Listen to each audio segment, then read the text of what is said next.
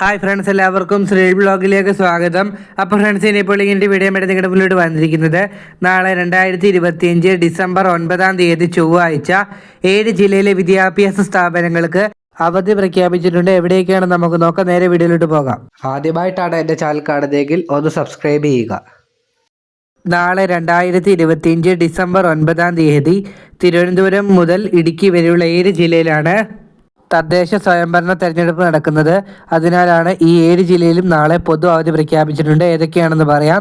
തിരുവനന്തപുരം, കൊല്ലം, പത്തനംതിട്ട, ആലപ്പുഴ, കോട്ടയം, എറണാകുളം, ഇടുക്കി എന്നീ ജില്ലകളിലാണ് എല്ലാ വിദ്യാഭ്യാസ സ്ഥാപനങ്ങൾക്കും സർക്കാർ ഓഫീസുകൾക്കും അവധി പ്രഖ്യാപിച്ചിട്ടുണ്ട്.